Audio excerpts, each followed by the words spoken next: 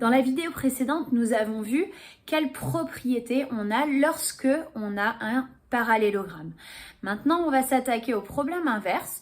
On a un quadrilatère et on veut prouver qu'il s'agit bien d'un parallélogramme.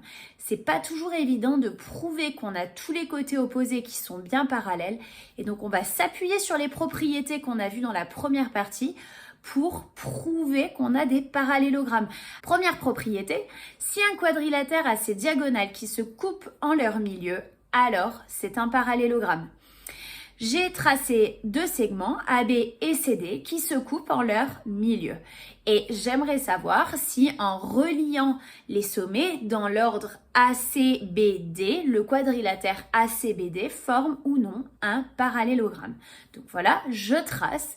J'ai l'impression à l'œil nu que c'est bien un parallélogramme et si je déplace les points C et B pour essayer de déformer, je me rends compte qu'effectivement c'est bien un parallélogramme. Alors attention, l'animation c'est pas une preuve, c'est juste une façon visuelle de se convaincre que la propriété est bien réelle. Propriété suivante, si un quadrilatère a deux côtés opposés parallèles, seulement deux, pas deux par deux.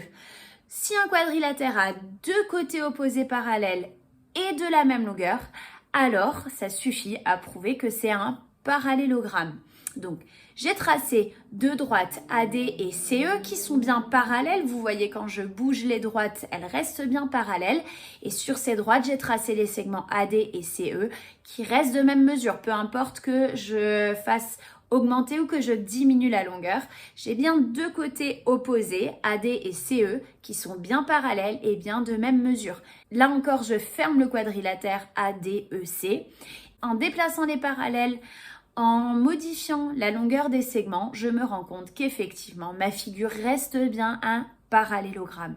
Donc, ça me permet de me convaincre que la propriété fonctionne. Troisième propriété, si un quadrilatère a ses côtés opposés, 2 à 2 de même longueur, alors c'est un parallélogramme. J'ai préparé deux segments de longueur plus petite et deux segments de longueur plus grande. Donc les deux petits segments font exactement la même longueur, les deux grands segments font eux aussi exactement la même longueur. Et je vais les déplacer pour essayer de former un quadrilatère et vérifier si oui ou non ça me donne un parallélogramme. Je me rends compte qu'effectivement, ça forme un parallélogramme. J'ai presque l'impression que c'est un rectangle. Les angles ne sont pas tout à fait droits, mais ça ressemble grandement. Et si je décale un petit peu les petits côtés sur le côté, je me rends compte qu'effectivement, ça reste un parallélogramme. Donc, la propriété numéro 3, là encore, je suis convaincue qu'elle est vraie, même si on ne l'a pas prouvée. Voilà 3 façons de prouver qu'un quadrilatère est bien un parallélogramme si on ne sait pas que les côtés opposés sont tous parallèles 2 par 2.